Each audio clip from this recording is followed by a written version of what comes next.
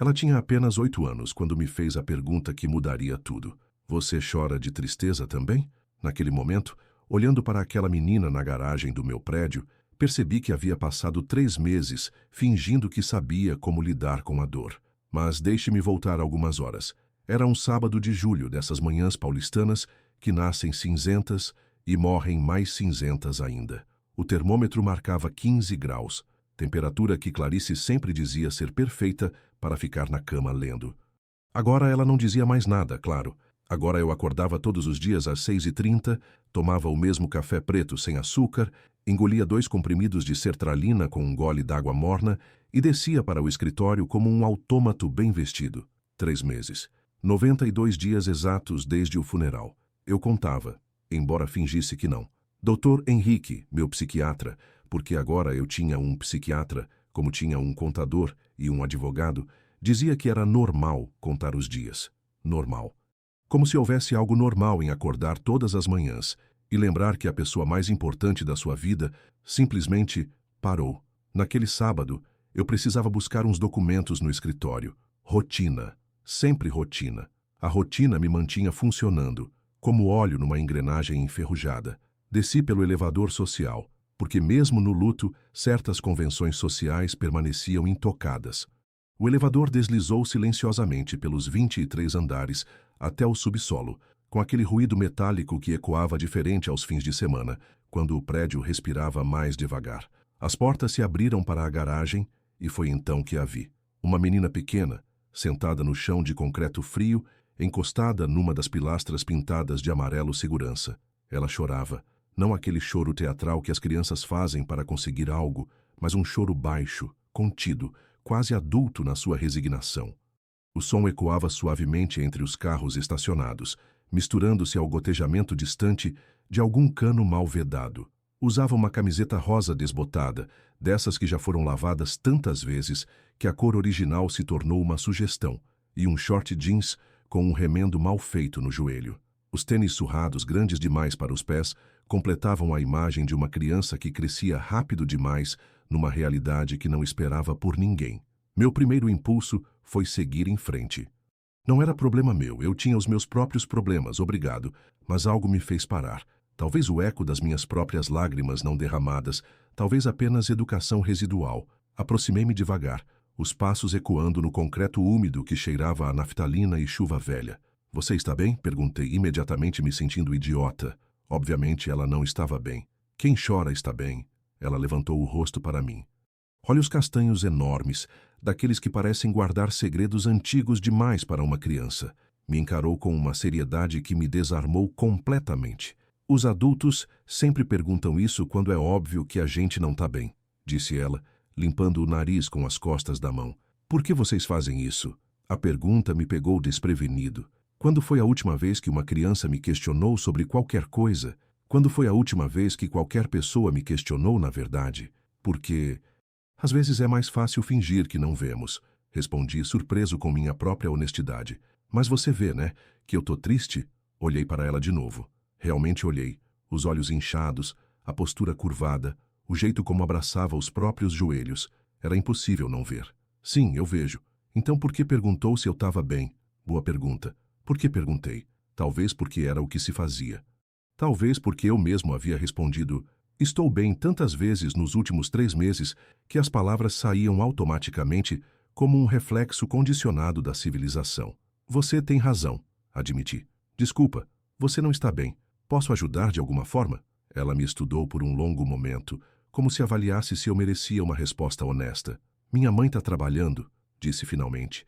Ela limpa os apartamentos nos fins de semana. Eu fico aqui embaixo esperando ela terminar. Marta. Claro, eu conhecia Marta de vista, uma mulher magra, sempre séria, que cumprimentava educadamente, mas nunca sorria. Trabalhou na limpeza do nosso apartamento algumas vezes, quando nossa antiga empregada estava de férias. Clarice gostava dela. Dizia que tinha mãos cuidadosas com as coisas. E por que está chorando? Ela hesitou, mordendo o lábio inferior de um jeito que me lembrou de Clarice quando estava decidindo se deveria me contar algo que me preocuparia. Hoje faz 6 meses que meu pai morreu. As palavras saíram simples assim, sem drama, como quem informa a hora, mas o impacto foi como um soco no estômago. 6 meses. Ela estava vivendo o que eu estava vivendo, só que há mais tempo, só que sem terapia particular e medicamentos importados. Sinto muito, disse, e pela primeira vez em 3 meses, essas palavras saíram genuínas da minha boca, não apenas polidez social. Você também perdeu alguém, disse ela. Não era pergunta, era constatação. Como você sabe? Pelo jeito que você falou, sinto muito. As pessoas que nunca perderam ninguém importante falam diferente, meio vazio. Você falou igual eu falo quando alguém me conta que perdeu alguém. A sabedoria daquela menina me assustou. Como uma criança de 8 anos podia ter desenvolvido tanta percepção sobre dor humana? Mas então lembrei. 6 meses. Ela tinha 6 meses de experiência em luto. Era veterana. Minha esposa, disse eu. Há 3 meses. Ela assentiu como se isso explicasse tudo. Você chora? Perguntou. Como assim? De tristeza. Você chora de tristeza também? A pergunta me atingiu em cheio. Eu chorava? Tentei lembrar. Lágrimas no funeral. Algumas. Lágrimas no primeiro mês, talvez. Mas chorar de verdade. Aquele choro que limpa por dentro, que dói, mas alivia. Quando foi a última vez? Eu comecei, mas não consegui terminar. Ela me olhou com uma compreensão que não deveria existir em olhos tão jovens. Tá tudo bem se você não souber responder agora, disse ela. Eu também não sabia no começo. Achava que ia morrer se chorasse muito, mas não morri. E depois descobri que dói mais não chorar. Se você já sentiu que estava apenas sobrevivendo em piloto automático, você vai entender o que aconteceu comigo naquele dia. Continue comigo nesta história, porque ela está apenas começando. Fiquei ali parado, olhando para aquela menina que acabara de me ensinar mais sobre luto em 5 minutos do que 3 meses de terapia conseguiram. E pela primeira vez, desde que Clarice morreu, senti algo além de vazio. Senti curiosidade. Quem era aquela criança? Como ela havia chegado àquelas conclusões tão precisas sobre dor humana? E por que eu, um homem de 52 anos, empresário bem-sucedido, formado nas melhores universidades, estava ali aprendendo sobre emoções com uma menina de 8 anos numa garagem fria de um sábado qualquer? A ironia da situação não passou despercebida. Eu, que pagava R$ 400 por sessão para falar sobre meus sentimentos com um profissional diplomado, havia acabado de receber a terapia mais eficaz da minha vida de graça, de uma criança que nem sabia que estava sendo terapeuta. Já parou para pensar como uma criança pode enxergar coisas que nós, adultos, insistimos em esconder de nós mesmos? Eu estava prestes a descobrir que algumas lições chegam até nós pelos caminhos mais improváveis, e que, às vezes, quem precisa ser salvo não é quem aparenta estar em perigo. Mas por que uma menina de 8 anos estava sozinha no subsolo de um prédio de luxo aos sábados? A resposta me faria questionar tudo sobre privilégio e sofrimento. Sentei-me no chão ao lado dela, algo que não fazia desde não conseguia nem lembrar. Meu terno italiano de R$ 3.000 encontrou o concreto frio, e por alguns segundos só isso importou. A temperatura atravessando o tecido, chegando até minha pele, me lembrando de que eu ainda tinha um corpo, ainda podia sentir coisas além do vazio. Qual era o nome dele? Perguntei. Seu pai, João. Ela desenhou pequenos círculos no chão com o dedo. João Ferreira da Silva. Ele trabalhava numa obra aqui perto. Caiu do andaime no 10º andar. A simplicidade brutal da informação me atingiu. 10º andar. Como Clarice, que morreu no 10º andar do hospital, só que ela teve meses de luta, tratamentos, esperança. Este homem, este João, acordou numa manhã qualquer pensando que voltaria para casa no final do dia. Ele gostava de domingo, continuou ela, ainda desenhando no chão. Dizia que domingo era o único dia que Deus descansava junto com os pobres. Uma filosofia inteira, resumida numa frase simples. Comecei a entender de onde vinha a sabedoria precoce daquela menina. E sua mãe? Trabalha de segunda a segunda. Aqui no prédio, nos fins de semana, numa casa de família durante a semana, e ainda pega umas faxinas à noite. Ela me olhou. A senhora que morreu era sua esposa, né? Como você sabe? Porque minha mãe me contou. Disse que a senhora Clarice era diferente. Que tratava ela como gente, não como móvel que fala. Clarice. Claro que Clarice seria lembrada assim. Ela tinha essa capacidade de ver pessoas onde outros viam funções. Sempre perguntava para Marta sobre a filha, sempre deixava um prato de comida a mais por acaso. Sua mãe tem razão. Clarice era especial. Era médica? Arquiteta. Ela desenhava casas. Engoliu em seco.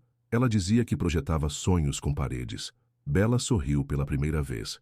Um sorriso pequeno, mas genuíno. Bonito isso. Meu pai construía os sonhos dela, então. A conexão me pegou desprevenido. João, pedreiro, construindo os projetos que Clarice desenhava. Era possível, até provável. São Paulo é grande, mas o mundo da construção civil é menor do que parece. Talvez as mãos calejadas do pai de Bela tenham tocado algo que as mãos delicadas da minha esposa haviam imaginado. Você sente saudade? Perguntou ela. Todos os segundos de todos os dias. Eu também, mas é estranho, né? Às vezes eu esqueço que ele morreu. Acordo e penso que vou contar para ele alguma coisa, ou escuto um barulho e acho que é ele chegando. Aí lembro e parece que ele morreu de novo. Descrição perfeita. Essa ressurreição diária da dor, esse morrer repetido todas as manhãs quando a consciência desperta e lembra. Você tem 8 anos e já entende isso melhor que muito adulto, disse eu. Minha mãe diz que eu cresci depressa demais depois que ele morreu, que eu falo como gente grande. Ela fez uma pausa. Você não fala como gente grande. Como assim? Gente grande finge que sabe das coisas, você não está fingindo. Observação cirúrgica. Em 3 meses, nenhum dos meus executivos, parceiros de negócio ou mesmo amigos próximos havia percebido que eu estava apenas representando o papel de alguém que estava bem. Mas uma menina de 8 anos via através da performance em minutos. Por que você não fica em casa quando sua mãe trabalha aqui? Porque nossa casa é pequena e minha tia cuida dos filhos dela aos sábados. E porque... Ela hesitou. Porque em casa tem as coisas dele. A cadeira onde ele sentava, a caneca que ele usava. Aqui não tem. É mais fácil fingir que ele só está viajando quando não tem as coisas dele por perto. Entendi perfeitamente. Eu havia mandado guardar quase tudo de Clarice. Suas roupas, seus livros, até o travesseiro que ainda cheirava ao perfume dela. Não por superação, mas por covardia. Porque ver era lembrar, e lembrar era admitir. Você está fugindo das lembranças e eu estou fugindo da falta delas, disse eu, mas para mim mesmo. Mas nenhum dos dois está funcionando muito bem, né? A risada escapou antes que eu pudesse controlá-la. Uma gargalhada curta, mas real. A primeira em 3 meses. Bela sorriu de novo, satisfeita por ter me feito rir. Minha mãe vai descer daqui a pouco. Ela vai ficar assustada se ver você aqui comigo. Por quê? Porque você é rico e a gente é pobre. E quando o rico conversa com o pobre, geralmente é porque quer alguma coisa ou porque fez alguma coisa errada. Mais uma observação que me cortou. Quantas vezes eu havia conversado com funcionários apenas quando precisava de algo? Quantas vezes sequer os via como pessoas completas, com vidas, preocupações, perdas? E o que você acha? Que eu quero alguma coisa ou fiz alguma coisa errada? Ela me estudou com aqueles olhos grandes, sérios. Acho que você está perdido igual eu, só que com dinheiro. Isso torna mais fácil? Não sei. Nunca estive perdida com dinheiro. Mas imagino que seja diferente. Você pode pagar as pessoas para fingirem que você está bem. A gente tem que ficar bem de verdade, porque não tem escolha. Quando foi a última vez que alguém realmente viu sua dor, sem tentar consertá-la ou minimizá-la? Nesse momento, ouvimos o elevador descendo. Bela se levantou rapidamente, limpando as lágrimas que ainda brilhavam em suas bochechas. É minha mãe. Ela não pode saber que eu estava chorando. Por quê? Porque ela já sofre demais. Não preciso dar mais motivo. Proteção mútua. Mãe e filha fingindo estar bem para poupar uma à outra. Como Clarice e eu fizemos durante os últimos meses da doença dela. Como eu estava fazendo com todos ao meu redor agora. O elevador se abriu e Marta saiu, carregando um balde com produtos de limpeza. Ela parou ao nos ver, seus olhos indo rapidamente de mim para a filha, calculando a situação. Boa tarde, seu Eduardo, disse ela, formal, mas cautelosa. Boa tarde, Marta. Estava apenas conversando com... Percebi que não sabia o nome da menina. Com sua filha. Isabela, disse Bela. Mas todo mundo me chama de Bela. Bela estava me fazendo companhia enquanto esperava você. Menti suavemente. Conversamos sobre livros. Marta relaxou ligeiramente, mas ainda mantinha a guarda alta. Espero que ela não tenha incomodado. Pelo contrário, foi esclarecedor. Bela me olhou, entendendo que eu havia escolhido proteger nosso momento, não expô-la. Vamos, Bela, ainda tenho 3 apartamentos para limpar. Enquanto elas se dirigiam ao elevador de serviço, Bela se virou para mim.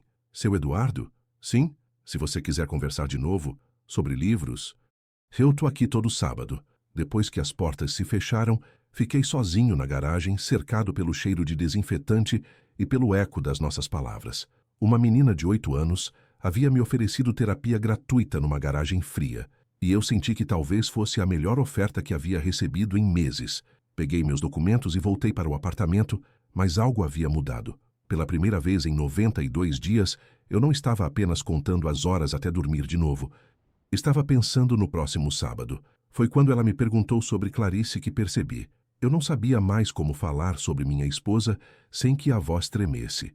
O sábado seguinte chegou com uma ansiedade que eu não conseguia explicar. Acordei mais cedo que o usual, 5h40, e fiquei deitado olhando para o teto, imaginando se Bella realmente estaria na garagem. Se nossa conversa havia sido real ou apenas um momento de fraqueza mútua que ambos preferiríamos esquecer.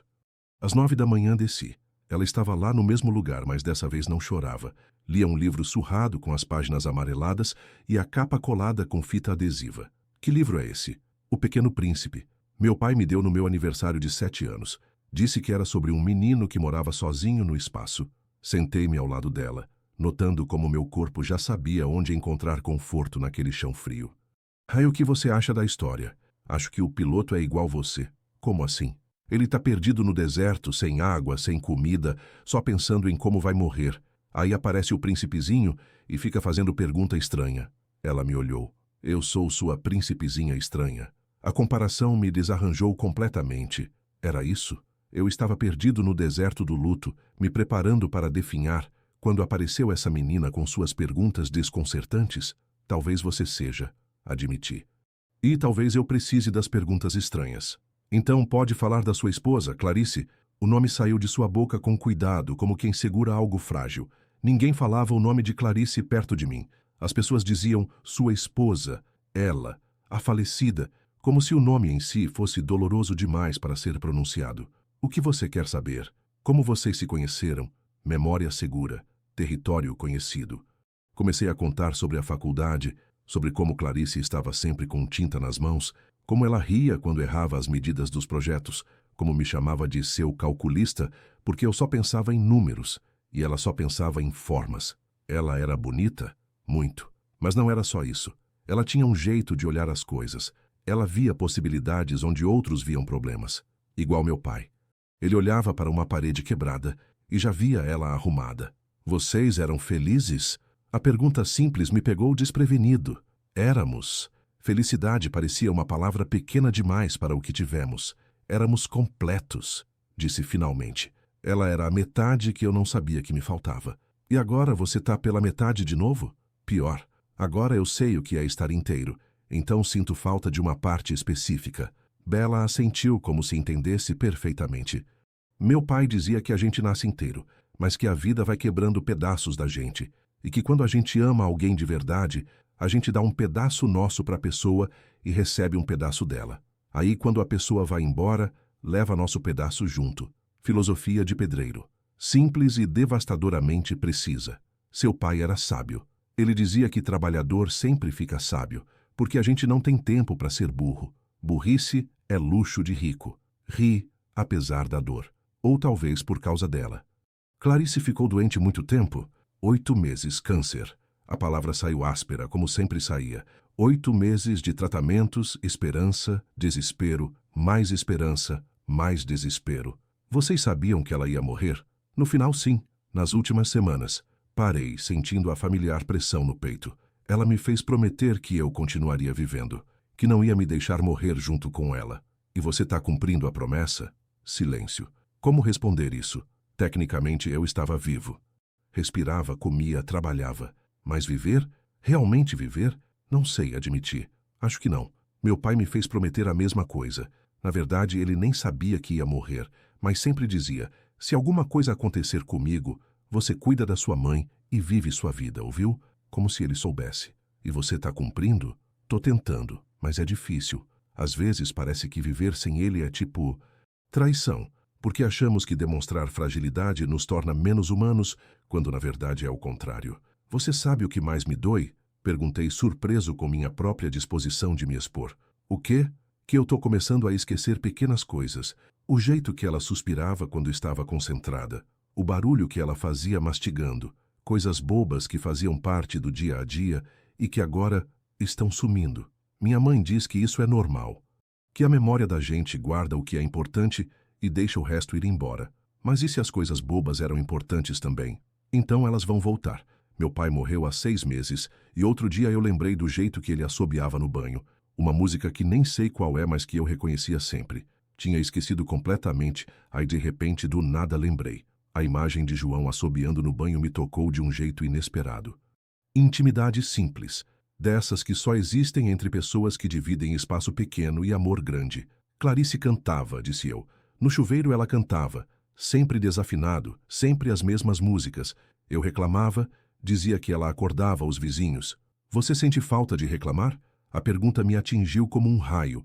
Sinto falta de reclamar. Sinto falta de deixar louça na pia. Sinto falta dos pequenos conflitos, das birras bobas, dos momentos imperfeitos que tornam um relacionamento real. Sinto falta de tudo, disse. E pela primeira vez minha voz falhou. Até das partes ruins? Principalmente das partes ruins.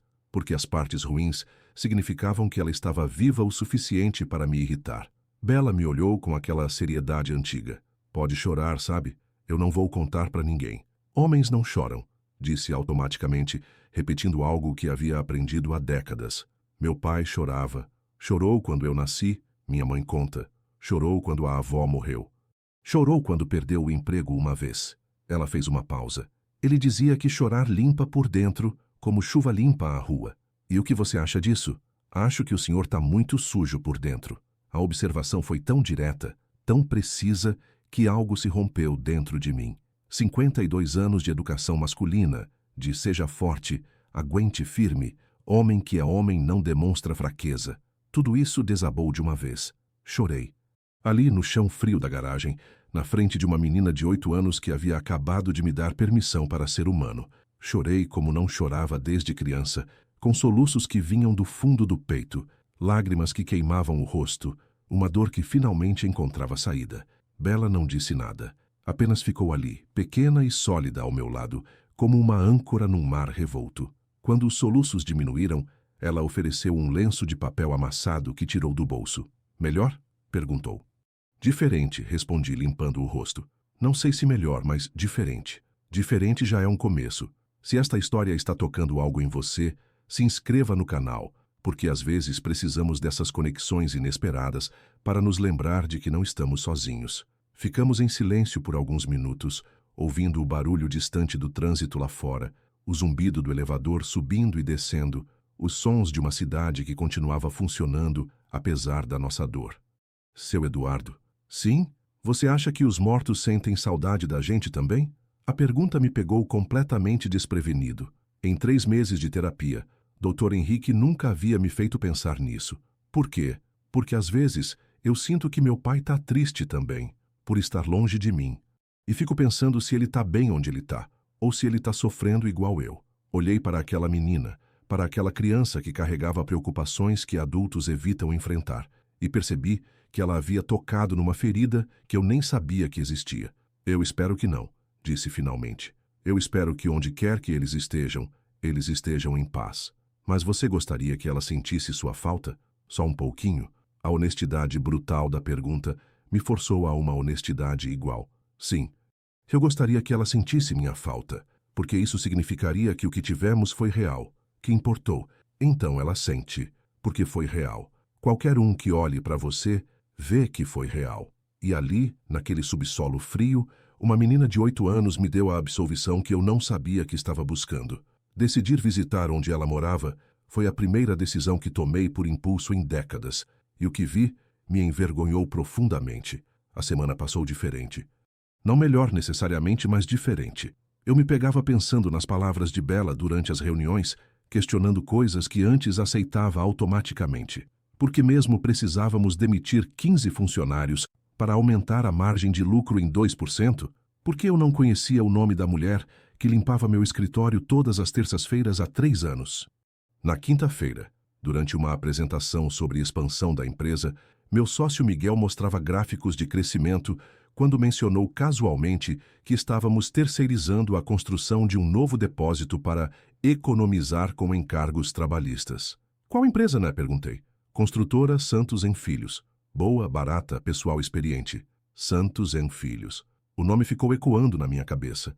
Seria possível que João Ferreira da Silva tivesse trabalhado para eles? Seria possível que suas mãos calejadas tenham tocado tijolo e cimento de projetos que minha empresa financiou? Essa quinta-feira foi a primeira em 3 meses que não dormi com a ajuda de remédio. Sexta-feira chegou pesada, carregada de chuva fina, que parecia não ter pressa de parar. São Paulo em julho é assim, cinza persistente que cola na pele e na alma. Saí do escritório mais cedo, outra primeira vez em meses, e fui para casa andando, deixando o motorista descansar. No caminho parei numa livraria. Não sabia bem por quê. Clarice sempre gostava de livrarias, dizia que eram farmácias da alma.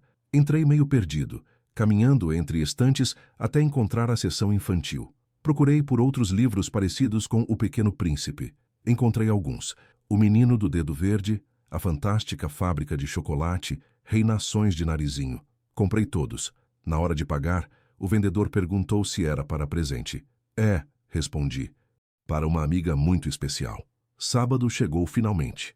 Desci para a garagem às 9 em ponto e lá estava Bela, mas dessa vez acompanhada de Marta, que organizava seus materiais de limpeza com movimentos econômicos e precisos. Bom dia, cumprimentei.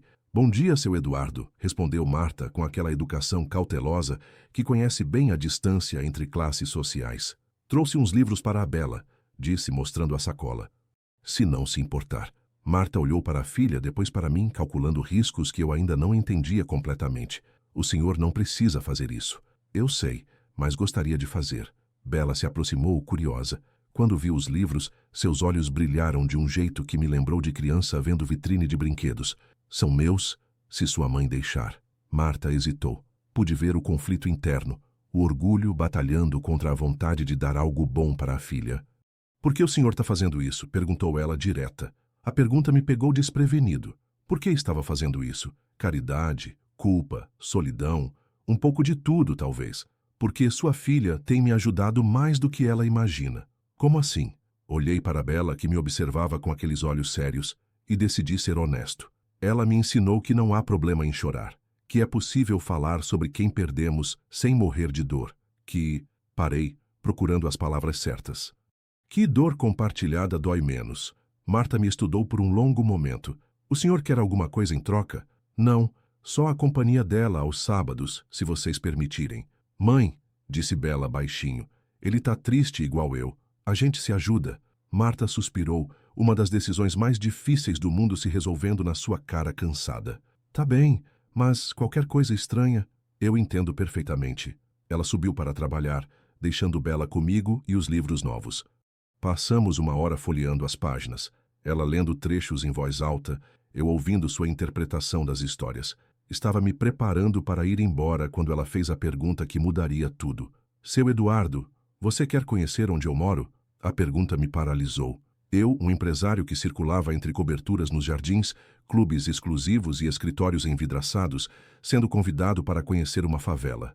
Quando foi a última vez que saí da minha bolha social? Você tem certeza? Tenho. Quero que você veja onde meu pai morava, onde ele era feliz. Como recusar um convite assim? 2 horas depois eu estava no meu carro, seguindo Marta e Bela em direção ao Jaguaré. O GPS do meu BMW indicava uma zona da cidade que eu conhecia apenas como nome nos noticiários. Operação policial no Jaguaré, tiroteio no Jaguaré, problema habitacional no Jaguaré, nunca como um lugar onde pessoas vivem, amam, trabalham, sonham. O contraste começou gradualmente. Prédios altos deram lugar a casas baixas, ruas asfaltadas a ruas de terra, carros importados a bicicletas e pedestres. O cheiro mudou também. Menos escapamento, mais comida caseira, mais vida humana concentrada. Paramos numa rua estreita, ladeada por casinhas coloridas, construídas uma grudada na outra, como se fossem uma única construção gigante feita de retalhos. Crianças brincavam na rua, algo que eu não via há décadas. Adultos conversavam nas calçadas. Mulheres estendiam roupa em varais que cruzavam de uma casa a outra. É aqui, disse Bela, apontando para uma casa azul clara com portão de ferro pintado de verde. Saí do carro e imediatamente me senti deslocado. Meu terno, meu relógio, meu carro, tudo gritava intruso. Mas Bela me tomou pela mão com naturalidade, como se apresentar empresários endinheirados para a sua comunidade fosse rotina. Dona Célia! Gritou para uma senhora que varria a calçada. Esse é o seu Eduardo que eu falei. Dona Célia, uma mulher negra de uns 60 anos, cabelos grisalhos presos num coque, me olhou de cima a embaixo antes de sorrir. Então você é o famoso Eduardo, que fez nossa Bela parar de chorar todo sábado. Fez ela parar de chorar? Ela chegava em casa chorando todo sábado. Desde que vocês começaram a conversar, não chorou mais nenhuma vez. Dona Célia me avaliou. Que você andou falando para ela? Na verdade, disse eu, tem sido mais ela falando para mim. Dona Célia riu, um som rico e caloroso. Essa menina nasceu velha. João sempre dizia que ela tinha alma de adulto no corpo de criança. A senhora conhecia o pai dela? João? Claro. Bom homem. Trabalhador, família, honesto. Uma pena o que aconteceu. Ela fez uma pausa. Mas você já sabe disso, né? Bela conta tudo para todo mundo. Marta nos alcançou, carregando as compras do mercado. Mãe, posso mostrar o quarto para ele? Marta hesitou novamente, mas assentiu. A casa era pequena, muito pequena. Sala, cozinha, um quarto e um banheiro. Tudo limpo, organizado, mas apertado. O quarto que Bela dividia com a mãe tinha 2 camas de solteiro encostadas na parede, uma ao lado da outra. No canto, uma pequena estante com poucos livros e alguns brinquedos. Aqui que meu pai dormia, disse Bela, apontando para uma das camas. Minha mãe diz que não posso mexer nas coisas dele, então elas ficam aqui do jeitinho que ele deixou. Na mesa de cabeceira improvisada, uma caixa de madeira coberta com toalha, havia um óculos de leitura, um rosário, uma foto da família e um caderninho surrado. Posso? Perguntei, apontando para o caderno. Bela olhou para a mãe, que assentiu. Abriu o caderno. Páginas e páginas de anotações na letra caprichada de quem aprendeu a escrever tarde na vida.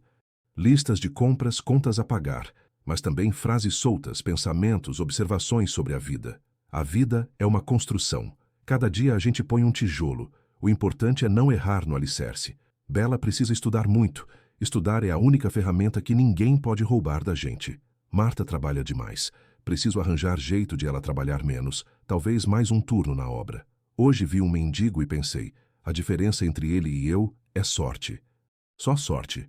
Página após página de filosofia simples, profunda, honesta. A sabedoria de um homem que conhecia bem o peso da vida. Ele escrevia todo dia, disse Marta, notando o meu interesse. Depois do jantar, antes de dormir, dizia que pensar era importante, mas escrever o pensamento era mais importante ainda. Posso ler mais? Pode.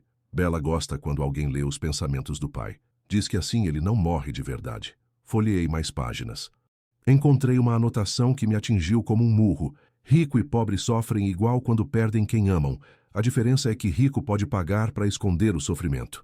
Pobre tem que aprender a viver com ele. Fechei o caderno com cuidado. Seu pai era um filósofo, disse para Bela. O que é filósofo?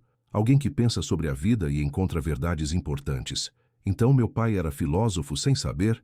O melhor tipo de filósofo. Ficamos mais 1 hora na casa. Marta fez café, forte, doce, servido em xícaras desemparelhadas, mas limpas. Conversamos sobre João, sobre Clarice, sobre como a vida insiste em surpreender a gente quando menos espera. Quando me preparava para ir embora, Marta me puxou para um canto. Seu Eduardo, eu preciso dizer uma coisa. Fale. O senhor tem dinheiro para ficar triste quanto tempo quiser. A gente não. A frase me atingiu como tapa na cara. O que quer dizer? Quero dizer que o senhor pode pagar terapia, pode pagar remédio, pode pagar para não trabalhar quando não está bem, pode pagar até para fingir que está bem quando precisa. A gente não pode. A gente tem que acordar todo dia, trabalhar todo dia, sorrir para o patrão todo dia, mesmo com o coração partido. Isso não torna sua dor menor. Não, mas torna bem diferente. O senhor pode escolher quando e como sofrer. A gente sofre na hora que dá do jeito que dá. A brutalidade da observação me deixou sem palavras. Ela estava certa, completamente certa. Eu podia me dar ao luxo de desabar numa garagem aos sábados, porque tinha estabilidade financeira para sustentar minha fragilidade. Elas não tinham essa opção. Como o privilégio molda até mesmo a nossa forma de sofrer. Não estou dizendo isso para ofender, continuou Marta. Só para que o senhor entenda que quando a Bela fala sobre dor, ela sabe do que está falando de um jeito que o senhor talvez nunca precise saber. Eu entendo, disse, embora soubesse que entender realmente levaria muito mais tempo. A Bela gosta do senhor, e eu vejo que o senhor gosta dela também. Só lembre que a vida dela vai continuar depois que o senhor resolver seus problemas e seguir em frente. A advertência era clara. Não brincasse com os sentimentos de uma criança que já havia perdido demais. Eu não vou abandoná-la, prometi. Todo mundo fala isso. Mas rico sempre volta para o mundo dos ricos. É a lei da gravidade social. No caminho de volta para casa, dirigindo pelas mesmas ruas que agora pareciam um túnel entre dois mundos, pensei nas palavras de Marta. Quantas vezes eu havia feito promessas sociais que não cumpri? Quantas vezes tratei pessoas como projetos de caridade temporários? Mas Bela era diferente. Bela havia me salvado tanto quanto eu pensava estar salvando ela. Talvez mais. Chegando em casa, olhei para meu apartamento. 200 metros quadrados para uma pessoa só. E pela primeira vez, me senti genuinamente envergonhado da desproporção. Não da riqueza em si, mas da inconsciência sobre ela. Naquela noite, liguei para o doutor. Henrique, e cancelei a sessão de segunda-feira. Algum problema, Eduardo? Não. Apenas descobri que há tipos de terapia que não custam R$ 400 a hora. Desliguei o telefone e fui para a cama, pensando se seria possível construir pontes reais entre mundos tão diferentes, ou se Marta estava certa sobre a gravidade social. Só havia uma forma de descobrir. Foi uma criança de 8 anos quem me ensinou que existe diferença entre estar triste e estar morto por dentro. A semana que se seguiu à visita no Jaguaré foi estranha. Não conseguia me concentrar nas reuniões sem pensar nas palavras de Marta sobre privilégio e sofrimento. Durante uma apresentação sobre aumento de produtividade, me peguei imaginando quantos Joões trabalhavam nas nossas obras, quantas Martas limpavam nossos escritórios, sem que eu sequer soubesse seus nomes. Na quarta-feira, fiz algo que nunca havia feito. Perguntei o nome da mulher que limpava minha sala. Seu Eduardo? Ela pareceu assustada, como se ter nome fosse uma transgressão. Qual é seu nome? Trabalha aqui há quanto tempo? Rosa, senhor. 3 anos. 3 anos. Rosa limpava minha mesa, esvaziava meu lixo, organizava meus papéis há 3 anos, e eu nunca havia perguntado seu nome. Que tipo de pessoa isso me fazia? Tem filhos, Rosa? 2, senhor. Um de 12, uma de 6. Como se chamam? Ela hesitou, como se não soubesse se era permitido falar sobre a própria vida. Gabriel e Ana. Nomes bonitos, eles estudam?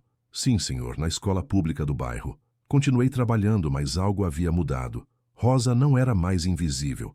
Era uma pessoa com nome, com filhos, com preocupações. Era alguém que talvez voltasse para casa e contasse sobre o patrão estranho que, de repente, começou a fazer perguntas pessoais. Sábado chegou pesado de chuva. Cheguei na garagem molhado, mesmo tendo vindo de elevador. Bela estava lá, lendo um dos livros que eu havia dado, mas parecia diferente. Mais quieta, mais fechada. Tudo bem? Minha mãe brigou comigo ontem. Por quê? Por causa do senhor. Meu estômago se apertou. Marta havia mudado de ideia sobre nossas conversas. Ela disse que eu não posso ficar muito apegada ao senhor porque o senhor vai embora quando não precisar mais de mim. A franqueza da explicação me cortou. Marta estava protegendo a filha da única forma que sabia, preparando-a para o abandono que considerava inevitável. E o que você respondeu? Que talvez ela tivesse razão, que maybe é isso mesmo que acontece entre rico e pobre. Bela, não, tá tudo bem, eu entendo. Ela fechou o livro. Meu pai dizia que a gente não pode se apegar nas coisas que não são nossas. E pessoas ricas não são nossas. A sabedoria brutal de uma criança que havia aprendido cedo demais sobre classe social me deixou sem palavras. Você acha que é isso que eu vou fazer? Te abandonar quando me sentir melhor? Ela me olhou com aqueles olhos sérios, avaliadores. Não sei. Acho que o senhor não sabe também. Resposta perfeita, honesta e devastadora. Eu realmente não sabia. Não havia pensado no que aconteceria quando minha dor diminuísse, quando eu não precisasse mais daqueles encontros de sábado para me sentir humano. Posso te fazer uma pergunta? Disse eu. Pode. Por que você continua conversando comigo se acha que vou te abandonar? Ela pensou por um momento. Porque mesmo que o senhor vá embora, essas conversas são boas agora. E agora é o que eu tenho. Filosofia de criança pobre. Aproveitar o presente porque o futuro sempre foi incerto mesmo. Seu pai te ensinou isso? Não exatamente. Mas ele dizia que a gente não pode deixar de viver com medo do que pode acontecer. Ele dizia, Bela, você come hoje porque tem comida hoje. Amanhã a gente vê se tem comida amanhã. E você concorda com isso? Tenho escolha? Mais uma vez, a realidade nua e crua de uma vida sem rede de proteção. Bela não podia se dar ao luxo de planejar o futuro, porque o presente já exigia toda a sua energia. Bela, posso te contar uma coisa sobre adultos ricos? Pode. A gente é muito burra. Ela riu pela primeira vez naquele dia. Por quê? Porque a gente acha que dinheiro resolve tudo. Que se você tem dinheiro suficiente, você não precisa sentir dor, não precisa ter medo, não precisa ser vulnerável. Pausei. Mas a verdade é que dinheiro só muda o tipo de problema que você tem. Não acaba com eles. Qual é a diferença? Quando você é pobre, seus problemas são concretos. Fome, frio, falta de remédio. Quando você é rico, seus problemas são abstratos. Solidão, vazio, falta de propósito. Mas dor é dor. Mas é mais fácil resolver problema concreto ou abstrato? A pergunta me fez parar para pensar. Era mais fácil comprar comida ou comprar felicidade? Era mais fácil pagar um remédio ou curar um coração partido? Concreto, admiti. Problema concreto tem solução concreta. Problema abstrato. A gente fica tentando resolver com coisa concreta e não funciona. Por isso o senhor fica comprando coisa para mim? Porque está tentando resolver problema abstrato com coisa concreta? A precisão cirúrgica da observação me deixou mudo. Era exatamente isso. Eu estava tentando comprar absolvição, comprar propósito, comprar conexão. Você tem 8 anos e entende coisas que levei 52 anos para perceber. Não é que eu sou inteligente. É que pobre aprende cedo a ver as coisas como elas são. A gente não pode fingir. Por que não? Porque fingir custa caro e a gente não tem dinheiro para fingir. Quando paramos de aprender com quem deveria estar aprendendo conosco, Bela, você pode me ensinar uma coisa? O quê? Como é que você faz para continuar vivendo quando dói tanto? Ela me olhou surpresa, como se a pergunta fosse óbvia demais. Eu não continuo vivendo. Eu vivo. É diferente. Explica melhor. Continuar vivendo é tipo aguentar. É esperar a dor passar. Viver é fazer coisas mesmo com dor. É chorar quando precisa chorar, rir quando dá vontade de rir, ficar com raiva quando alguém é injusto. E como você sabe a diferença? Meu pai morreu, isso nunca vai deixar de doer. Mas ontem eu ri vendo um cachorro correndo atrás do rabo na rua. Quer dizer que eu tô viva, não só aguentando. Simplicidade devastadora. Enquanto eu passava os dias esperando que a dor fosse embora para poder voltar a viver, Bela havia aprendido a viver com a dor. Você acha que eu tô só aguentando? O senhor toma remédio para não sentir? Tomo. Finge que tá bem quando não tá? Finjo. Evita fazer coisas que lembram da sua esposa? Evito. Então o senhor tá aguentando, não vivendo. Diagnóstico preciso de uma criança de 8 anos. Mais certeiro que 3 meses de terapia profissional. E como eu faço para parar de aguentar e começar a viver? Sentindo de verdade. Chorando quando dói. Sorrindo quando é bom. Ficando com raiva quando é injusto. Mas e se doer demais? Vai doer. Mas dor sentida de verdade passa. Dor engolida fica presa dentro da gente e apodrece. Meu pai dizia que chorar limpa por dentro como chuva. Eu me lembrei de uma conversa anterior. Aquela família tinha uma sabedoria sobre emoções que minha classe social havia perdido em algum lugar entre o sucesso e o controle. Bela. Sim? Você pode me ensinar a chorar direito? Ela me olhou com surpresa. O senhor não sabe chorar? Acho que esqueci. Ou nunca aprendi direito. Tá bem, mas é fácil. Você só deixa sair. Como assim?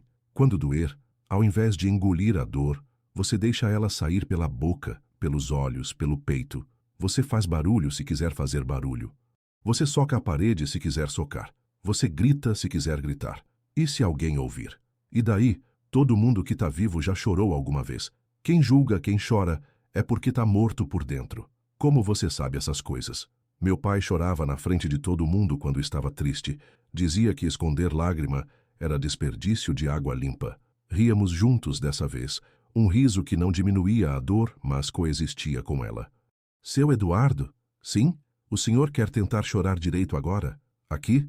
Aqui é bom lugar. Ninguém julga na garagem. Fechei os olhos e tentei sentir a dor de verdade, não apenas carregá-la. Pensei em Clarice cantando no chuveiro. Pensei na primeira vez que ela disse que me amava. Pensei na última vez que conversamos. Pensei em todas as conversas que nunca teríamos. E chorei. Mas dessa vez foi diferente. Não o choro controlado, silencioso, envergonhado dos últimos meses. Foi um choro inteiro, com soluços, com barulho, com todo o corpo participando da dor. Bela não disse nada, apenas ficou ali, presença sólida, até eu terminar. Melhor? Perguntou quando parei. Diferente, respondi, ecoando nossa conversa anterior. Mais limpo. Dor limpa dói menos que dor suja. Dor suja?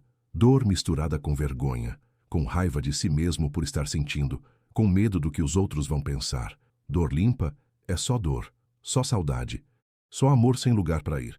8 anos de idade e ela tinha acabado de redefinir luto para mim. Obrigado, disse eu. Por quê? Por me ensinar a estar triste sem estar morto. De nada. Mas agora o senhor me ensina uma coisa também? O que você quer saber? Como é que faz para não ter medo de ser pobre para sempre? A pergunta me pegou completamente desprevenido. Durante toda a nossa amizade, eu havia assumido que Bela tinha respostas para tudo. Não havia percebido que ela também tinha medos, também tinha perguntas sem resposta.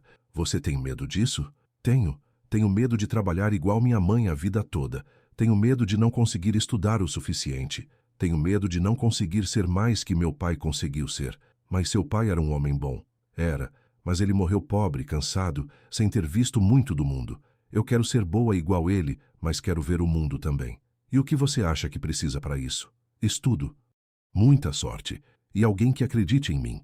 Olhei para aquela menina, para aquela criança que carregava sonhos grandes em uma realidade pequena e tomei uma decisão. Bela, e se eu te ajudar a estudar? Não como caridade, mas como investimento numa pessoa em quem eu acredito. Ela me olhou com desconfiança. Por quê? Porque você me ensinou mais em algumas semanas do que eu aprendi em anos. Porque alguém com sua sabedoria merece ter todas as oportunidades do mundo. E o que o senhor quer em troca? Que você continue sendo minha professora de vida. Que você me ensine a viver de verdade, não só a aguentar. Ela pensou por um longo momento. Tá bem, mas tem uma condição. Qual? Se o senhor mudar de ideia, o senhor me avisa antes. Não some sem explicar. Prometo. E outra condição. Qual? O senhor para de tentar me salvar e deixa a gente se salvar junto. Sabedoria de 8 anos me dando a receita perfeita para uma amizade verdadeira. Quando propus ajudar financeiramente, a resposta dela me fez entender que eu ainda não havia compreendido nada. A semana passou voando. Pela primeira vez em meses, eu estava ansioso por alguma coisa que não fosse o fim do dia. Fiquei pensando na proposta que havia feito para a Bela, na ideia de ajudá-la com os estudos, mas quanto mais pensava, mais percebia que minha cabeça ainda funcionava em modo salvador. Comecei a pesquisar escolas particulares, cursos de reforço, professores particulares. Fiz planilhas, porque empresário sempre faz planilha, calculando custos de educação privada desde o ensino fundamental até a universidade. Cheguei em valores que para mim eram irrelevantes, mas que para uma família como a de Bela representariam o orçamento de uma década. Na quinta-feira, liguei para o Dr. Henrique. Havia cancelado nossa última sessão, mas sentia que precisava conversar com alguém sobre o que estava acontecendo comigo. Eduardo, como você está? Diferente. Confuso, mas diferente. Quer elaborar? Contei sobre Bela, sobre nossas conversas, sobre a visita ao Jaguaré, sobre como uma criança de 8 anos estava me ensinando coisas que anos de terapia não haviam tocado. Isso é interessante, disse Dr. Henrique. Parece que você encontrou uma forma alternativa de processar seu luto, mas tenho medo de estar sendo egoísta. Como assim? E se eu estiver usando a situação dela para me sentir melhor? E se toda essa vontade de ajudar for apenas uma forma disfarçada de fugir da minha própria dor? E se for, isso necessariamente torna a ajuda menos válida? A pergunta me fez pensar. Era possível fazer algo bom por motivos questionáveis? Era possível ajudar alguém e se ajudar ao mesmo tempo? Não sei, respondi honestamente. Eduardo, você já considerou que talvez a pureza das intenções seja um luxo, que só quem não precisa de ajuda pode se dar ao luxo de exigir? Sábado chegou cinzento, mas sem chuva. Desci para a garagem carregando uma pasta com papéis, informações sobre escolas, cursos, bolsas de estudo, tudo o que havia pesquisado durante a semana. Bela estava lá, mas não estava sozinha. Marta havia descido junto com ela dessa vez, algo que não acontecia desde nosso primeiro encontro. Bom dia, cumprimentei as duas. Bom dia, seu Eduardo, respondeu Marta formal. Bela me contou sobre a conversa de vocês semana passada. Ah, a conversa sobre me ajudar com os estudos. Eu sabia que essa hora chegaria. E o que a senhora acha? Acho que precisa entender melhor o que o senhor está propondo. Sentamos no banco de concreto que alguém havia improvisado perto dos elevadores. Abri minha pasta, pronto para impressionar com minha pesquisa detalhada. Pesquisei algumas escolas particulares. Tem uma aqui no Morumbi que tem um programa de bolsas muito bom. E também tem o Colégio Santa Cruz que... Seu Eduardo, interrompeu Marta. Parei, confuso. O senhor quer me ajudar ou se ajudar? Como assim? O senhor pesquisou escola particular, curso de inglês, professor particular. Tudo longe daqui, tudo caro, tudo que mostra que o senhor é generoso. Ela fez uma pausa. Mas o senhor perguntou o que a Bela quer. Olhei para a Bela, que me observava com aquela seriedade que já conhecia bem. Bela, o que você quer? Quero estudar, disse ela sem hesitar. Mas na escola do meu bairro mesmo, com meus amigos, perto da minha casa. Mas a escola particular teria mais recursos, professores melhores? Teria, mas também teria só gente rica, e eu ia virar a menina pobre que o rico salvou. Ela fez uma pausa. Não quero ser projeto de caridade de ninguém. A franqueza da resposta me desconcertou completamente. Então, o que você sugere? Reforço escolar no fim de semana, curso de informática na biblioteca do bairro, livros, material escolar bom. Ela pensou por um momento. E talvez inglês. Mas não porque eu preciso sair do meu mundo, porque eu quero melhorar meu mundo. Diferença sutil, mas fundamental. Eu estava pensando em tirá-la da sua realidade. Ela queria melhorar a realidade onde estava. A isso faz sentido, admiti, mas por que não uma escola melhor? Porque se eu saio daqui para estudar com gente rica, eu viro igual eles, e aí eu esqueço de onde vim, e aí eu não consigo ajudar quem ficou. Marta sorriu com orgulho da filha. Viu? Ela pensa grande, mas pensa certo. E o que você vai fazer quando crescer? Perguntei para Bela. Vou ser advogada, mas não para defender rico, para defender pobre. Por quê? Porque rico já tem advogado demais. Pobre é que precisa. Mais uma vez, a clareza moral de uma criança me deixou sem palavras. Bela, disse eu, posso te fazer uma pergunta bem direta? Pode. Você quer que eu te ajude ou você quer me ajudar? Ela me olhou por um longo momento, como se estivesse avaliando se eu finalmente estava fazendo a pergunta certa. As duas coisas, mas não do jeito que o senhor está pensando. Como assim? O senhor quer me dar dinheiro para eu virar igual gente rica. Eu quero que o senhor aprenda a ser igual gente normal. Qual é a diferença? Gente rica acha que resolver problema é comprar solução. Gente normal sabe que resolver problema é trabalhar junto até achar solução. Marta riu baixinho. João sempre dizia isso. Não dá peixe para o homem, ensina ele a pescar. E se você não sabe pescar, aprende junto com ele. Então, você quer que eu aprenda a pescar? Eu quero que a gente aprenda junto, disse Bela. Você pode me ajudar com livro, com curso, com professores, mas eu posso te ajudar a ser gente de verdade. Eu não sou gente de verdade. O senhor é gente rica, é diferente. Como?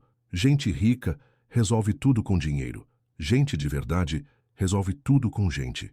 Quantas vezes nossas boas ações são apenas formas disfarçadas de curar nossas próprias feridas?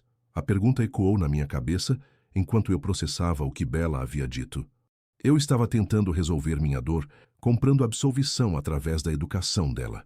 Ela estava oferecendo algo muito mais valioso e assustador, uma transformação mútua.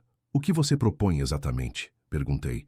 Que o senhor pare de tentar me salvar e aceite que a gente pode crescer junto. Mas como? O senhor me ajuda a estudar melhor. Eu ajudo o senhor a viver melhor. E como você vai me ajudar a viver melhor? Ensinando o senhor a fazer amizade com gente normal. A conversar sobre coisa real. A se importar com um problema que não é seu. A chorar quando está triste e rir quando está feliz. Marta observava a nossa conversa com interesse, mas sem interferir. Isso parece bem mais difícil que pagar uma escola particular, disse eu. Mas é mais honesto. Como assim? Escola particular o senhor paga e pronto. Amizade de verdade, o senhor tem que construir todo dia. E se eu não conseguir? E se eu for ruim demais nisso? Aí a gente tenta de novo. Igual quando eu erro uma conta de matemática. A simplicidade da resposta me fez rir. Você tem certeza de que tem apenas 8 anos? Tenho, mas já vivi muito coisa em 8 anos. Olhei para Marta. E a senhora? O que acha dessa proposta maluca? Acho que minha filha é mais inteligente que nós dois juntos, disse ela. E acho que se o senhor realmente quer ajudar, tem que estar disposto a ser ajudado também. Isso significa que vocês aceitam? Significa que a gente vai tentar, disse Bela.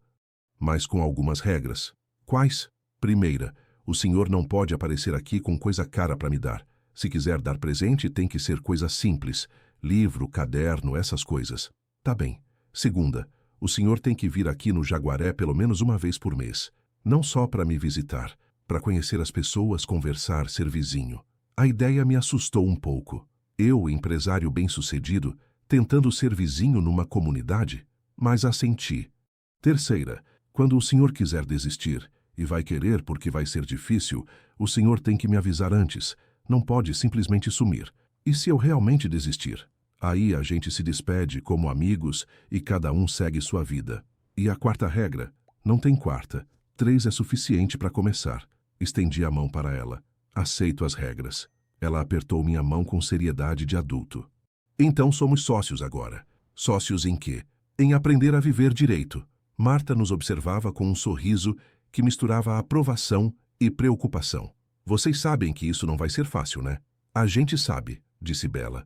Mas coisa fácil não ensina nada. Passamos o resto da manhã conversando sobre detalhes práticos. Reforço escolar, material didático, curso de informática.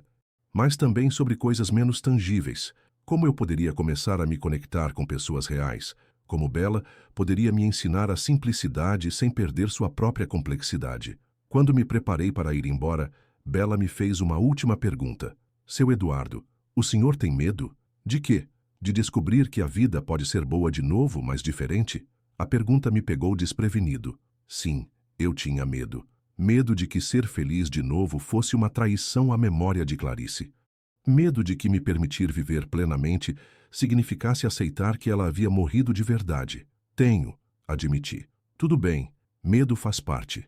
Meu pai dizia que coragem não é não ter medo. Coragem é ter medo e fazer mesmo assim. Voltei para casa naquele sábado com uma sensação estranha. Pela primeira vez em meses, eu estava ansioso pelo futuro, não apenas sobrevivendo ao presente, mas também estava apavorado, porque Bela estava certa. Eles não estavam me oferecendo caridade emocional, estavam me oferecendo transformação real, e transformação real dói antes de curar.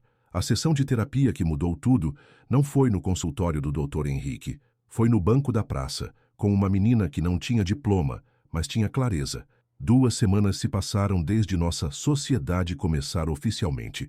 2 semanas nas quais tentei, de forma desajeitada, implementar as mudanças que havia prometido. Comprei material escolar simples para a Bela.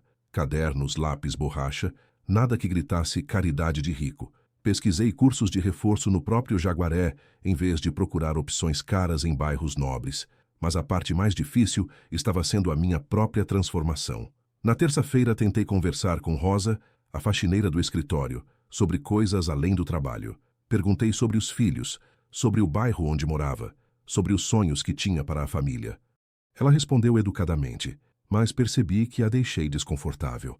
52 anos de distância social não se desfazem com boa vontade. Na quinta-feira, fui almoçar no restaurante por quilo perto do escritório, em vez do clube executivo onde sempre ia. Sentei numa mesa comum, tentei puxar conversa com outros clientes. Resultado, constrangimento geral. Eu não sabia conversar como gente normal. Só sabia fazer networking empresarial. Sexta-feira chegou pesada. Durante uma reunião sobre redução de custos, Miguel sugeriu cortar o vale-alimentação dos funcionários da fábrica. É só R$ 15 por dia por funcionário, mas multiplicado por 300 funcionários, dá uma economia significativa, explicou, mostrando planilhas. Antes eu teria aprovado sem pensar. Afinal, R$ 15 era o que eu gastava numa água no clube. Mas agora, depois de conhecer Bela e Marta, depois de ver como cada real faz diferença numa família como a deles, aqueles R$ 15 se tornaram reais. Reais demais. Não, disse eu. Como assim não? Não vamos cortar o vale-alimentação. Eduardo, está tudo bem. É só uma redução pequena. Miguel, você sabe quanto é R$ 15 para quem ganha 2 salários mínimos? Ele me olhou como se eu tivesse começado a falar em russo. R$ 15? É a diferença entre o filho jantar ou não jantar. É a diferença entre comprar remédio ou passar mal. É a diferença entre dignidade e desespero. Silêncio constrangedor na sala de reunião. Meus sócios me olhavam como se eu tivesse enlouquecido. Tá tudo bem, Eduardo? Perguntou Carlos, nosso diretor financeiro. Você anda diferente. Diferente. Eu estava diferente mesmo, mas não sabia se melhor ou pior. Sábado chegou finalmente. Desci para a garagem, mas Bela não estava lá. Encontrei apenas Marta, organizando seus materiais. Bom dia, Marta. Cadê a Bela? Em casa, tá com febre. Nada sério, espero. Só gripe. Mas não quis que ela saísse no frio. Fiquei ali parado, sem saber o que fazer. Nossas conversas de sábado haviam se tornado o ponto alto da minha semana. Sem elas, o dia parecia vazio. Marta, posso perguntar uma coisa? Pode. A senhora acha que estou mudando? Ela parou de organizar os produtos de limpeza e me olhou. Por que está perguntando? Porque tentei fazer algumas coisas diferentes essa semana e não deu muito certo. Que tipo de coisa? Contei sobre as tentativas frustradas de conversar com Rosa, sobre o almoço desconfortável no restaurante popular, sobre como me senti deslocado tentando ser gente normal. Marta escutou tudo em silêncio antes de responder. Seu Eduardo, posso ser bem franca? Por favor. O senhor está tentando virar pobre? A pergunta me pegou completamente desprevenido. Como assim? O senhor está tentando fingir que é igual a gente, mas não é, e não precisa ser. Mas eu pensei que era isso que vocês queriam. A gente quer que o senhor seja gente boa, não que o senhor finja ser pobre. Qual é a diferença? Gente boa rica ainda é rica, mas usa o dinheiro para fazer coisa boa. Gente que finge ser pobre é só mentirosa. Mais uma lição brutal de honestidade vinda daquela família. E como eu faço para ser gente boa rica? Parando de ter vergonha de ser rico e começando a ter responsabilidade por ser rico. Explique melhor. O senhor nasceu rico? Não. Meu pai era contador, minha mãe professora, classe média. Então o senhor ficou rico como? Trabalho, sorte e algumas decisões certas no momento certo. Então o senhor sabe trabalhar, sabe o valor das coisas. Só esqueceu. Ela tinha razão. Eu havia esquecido. Décadas de riqueza haviam criado uma camada de isolamento entre mim e a realidade da vida. Marta, posso te pedir um favor? Depende. Pode me levar para conhecer a Bela? Quero ver como ela está. Ela hesitou. O senhor tem certeza? Nossa casa é simples. Tenho certeza. 30 minutos depois, estávamos na casinha azul do Jaguaré.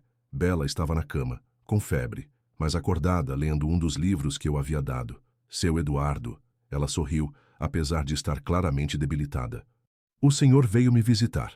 Claro, parceiros se preocupam uns com os outros. Sentei na beira da cama, notando como tudo ali era limpo, organizado, cuidadoso, mesmo sendo pequeno e simples. Como você está se sentindo? Melhor agora que o senhor chegou. Queria conversar sobre uma coisa. O quê? Minha mãe me contou que o senhor está tentando virar pobre. Ri, apesar de mim mesmo. Sua mãe tem uma forma muito direta de falar. É, mas ela está certa? O senhor está tentando fingir que é igual a gente? Estava tentando ser mais humano, mas o senhor já é humano, só estava esquecido. Como assim? Humano não tem a ver com ter dinheiro ou não ter. Tem a ver com se importar com outras pessoas. E eu não me importava? Se importava, só que do jeito errado. Qual é o jeito certo? Bela pensou por um momento, com aquela seriedade que já conhecia bem. Jeito errado é se importar para se sentir melhor. Jeito certo é se importar porque a pessoa importa. Precisão cirúrgica de uma criança de 8 anos com febre.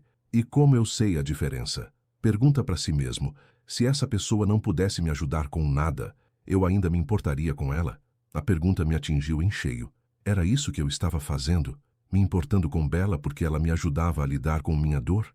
Você acha que é isso que estou fazendo? Me importando com você porque você me ajuda? No começo, sim. Mas agora não. Como você sabe? Porque o senhor veio aqui quando eu estava doente. Eu não posso ajudar o senhor com nada agora, mas o senhor veio mesmo assim. Simplicidade devastadora. Ela havia criado um teste de autenticidade e eu havia passado sem nem perceber.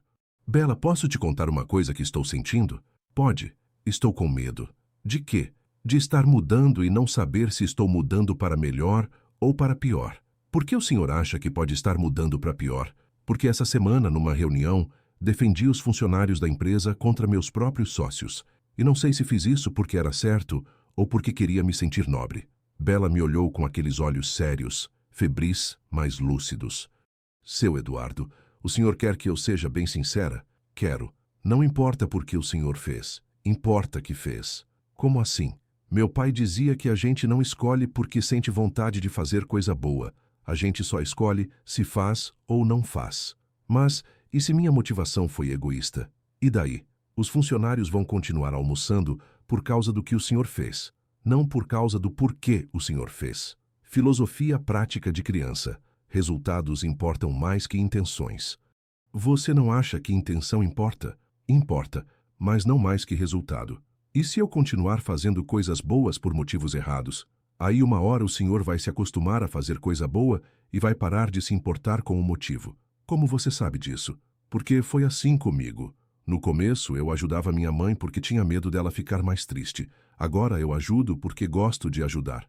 Marta apareceu na porta com uma xícara de chá. Como ela tá? Perguntou. Melhor, respondi. Na verdade, ela está me ajudando de novo. Mesmo doente, essa menina não para de pensar, disse Marta com orgulho. Marta, disse eu, posso fazer uma pergunta bem direta? Pode. Vocês acham que eu estou realmente mudando ou só fingindo mudar? Mãe e filha se olharam. Quer a resposta educada ou a resposta verdadeira? Perguntou Bela. A verdadeira. O senhor está mudando, mas está mudando devagar e com medo. E fica se questionando tanto que às vezes dá vontade de balançar o senhor e gritar: para de pensar e vai fazer. Marta riu. Ela tem razão. O senhor pensa demais. Rico sempre pensa demais. E pobre não pensa? Pensa. Mas quando precisa agir, age. Não fica se perguntando se a motivação está certa. Porque vocês não têm luxury de motivação perfeita, completei. Exato. Ficamos conversando por mais 1 hora. Bela, mesmo com febre, continuou sendo minha professora de vida. Me ensinou que transformação não é evento, é processo. Que mudança real é lenta, confusa, cheia de contradições. Quando me preparei para ir embora, ela me chamou. Seu Eduardo? Sim. O senhor ainda chora quando precisa chorar? Às vezes. E ri quando dá vontade de rir. Mais que antes. Então o senhor está vivendo, não só aguentando. Como você sabe? Porque antes o senhor falava como robô. Agora o senhor fala como gente. No caminho de volta para casa, pensei em como uma criança de 8 anos com febre havia acabado de me dar a melhor sessão de terapia da minha vida. E pela primeira vez, não me importei com os motivos pelos quais me sentia grato por ela existir. Sentir gratidão já era suficiente. 6 meses depois, quando a encontrei novamente naquela garagem, a pergunta que ela me fez foi diferente. O inverno havia passado. São Paulo acordava em outubro, com aquele ar de renovação que só a primavera traz, mesmo numa cidade de concreto. As manhãs ainda eram frias, mas o sol aparecia mais cedo, como se tivesse pressa de iluminar o mundo. Muita coisa havia mudado em 6 meses. Na empresa, implementamos um programa de refeições subsidiadas que ia além do Vale Alimentação. Criamos um fundo para emergências médicas dos funcionários. Contratamos a construtora Santos em Filhos, a mesma onde João havia trabalhado, para nossos próximos projetos, com cláusulas rigorosas de segurança no trabalho. Miguel achou que eu havia enlouquecido. Carlos sugeriu que eu voltasse à terapia. Mas quando apresentei os números no final do trimestre, menor rotatividade, maior produtividade, melhor clima organizacional, eles pararam de reclamar. Gente feliz trabalha melhor. Quem diria? Bela estava no 2º ano do ensino fundamental.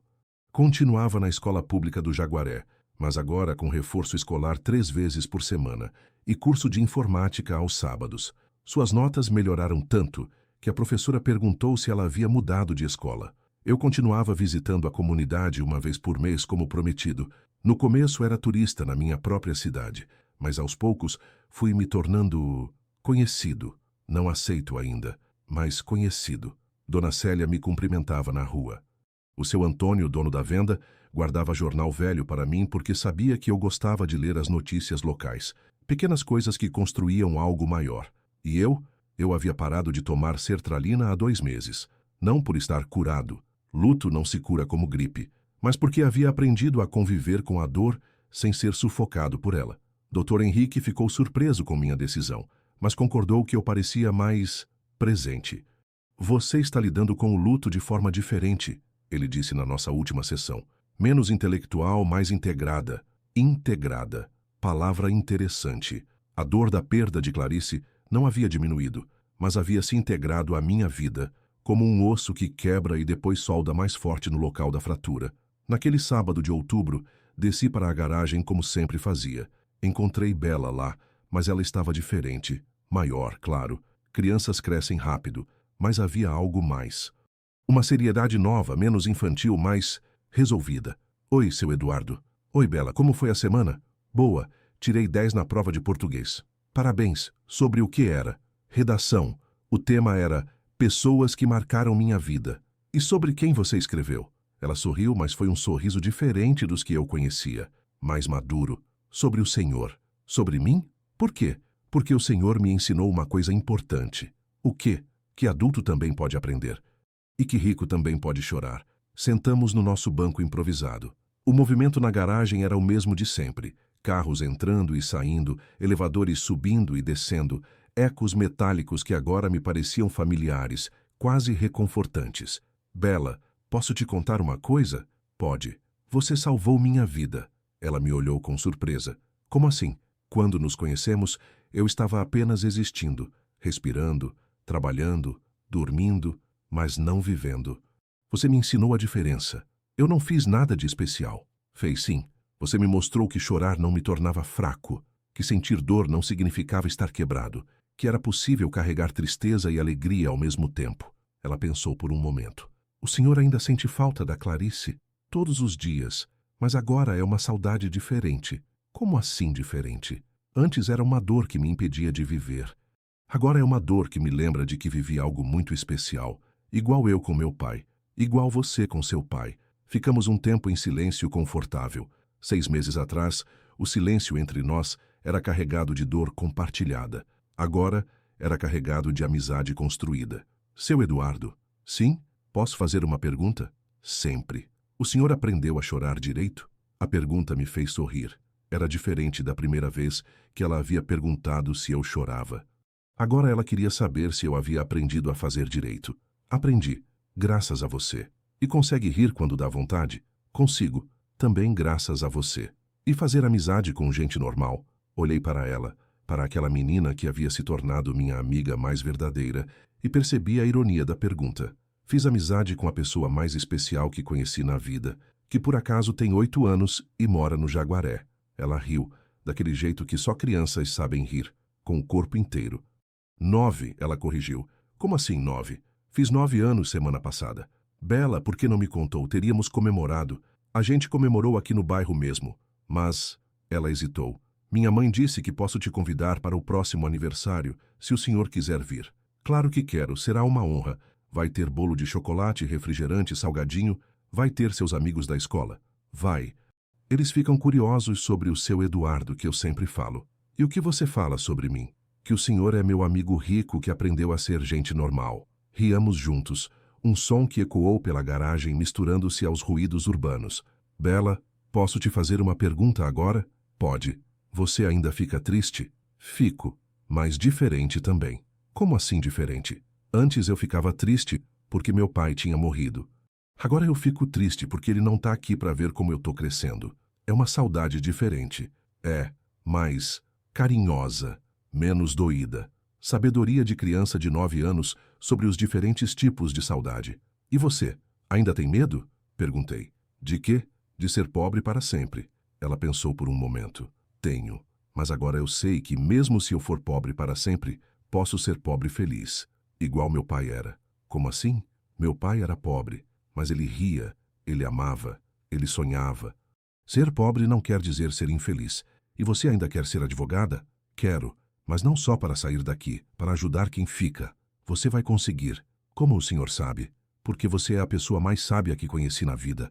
E sabedoria sempre encontra um jeito. Nesse momento Marta apareceu, vindo do elevador com seus materiais de limpeza. Ela nos cumprimentou com aquele sorriso que havia se tornado genuíno ao longo dos meses. Como vocês estão? Bem, respondemos em coro, depois rimos por termos falado junto. Marta, disse eu, posso fazer uma pergunta? Pode. Você acha que eu mudei mesmo? Ela me olhou por um momento avaliando. Mudou. Mas sabe qual foi a mudança mais importante? Qual? O senhor parou de ter medo de ser humano. Como assim? Antes, o senhor tinha medo de chorar, de demonstrar fraqueza, de admitir que não sabia alguma coisa. Agora o senhor chora quando precisa, pede ajuda quando não sabe, admite quando está com medo. Isso é ser humano? Isso é ser gente de verdade. Rico ou pobre, não importa. Se esta história mexeu com você, se inscreva no canal e me conte nos comentários. Quando foi que uma pessoa inesperada te ensinou algo sobre você mesmo? Porque às vezes, as lições mais importantes vêm dos lugares mais improváveis. Ficamos conversando por mais 1 hora. Bella me contou sobre a escola, sobre os novos livros que estava lendo, sobre os sonhos que continuava tendo. Eu contei sobre as mudanças na empresa, sobre como estava aprendendo a equilibrar sucesso profissional com responsabilidade social. Quando me preparei para ir embora, Bella me fez uma última pergunta. Seu Eduardo, o senhor ainda vem conversar comigo quando eu crescer e não precisar mais de reforço escolar? A pergunta me tocou profundamente. Ela estava preocupada que nossa amizade fosse apenas circunstancial, baseada na diferença de idade e classe social. Bella, nossa amizade nunca foi sobre eu te ajudar ou você me ajudar. Foi sobre nós dois aprendermos juntos a ser pessoas melhores. Então eu vou continuar vindo aqui todo sábado enquanto você quiser minha companhia. E quando você crescer e não quiser mais conversar com um velho empresário chato, aí você me avisa. Eu nunca vou não querer. Mas pode ser que um dia eu não precise mais. E tudo bem se não precisar. Amizade verdadeira não é sobre precisar, é sobre querer. E se eu mudar muito? E se eu ficar diferente? Então eu vou conhecer a pessoa diferente que você se tornou. E vou gostar dela também.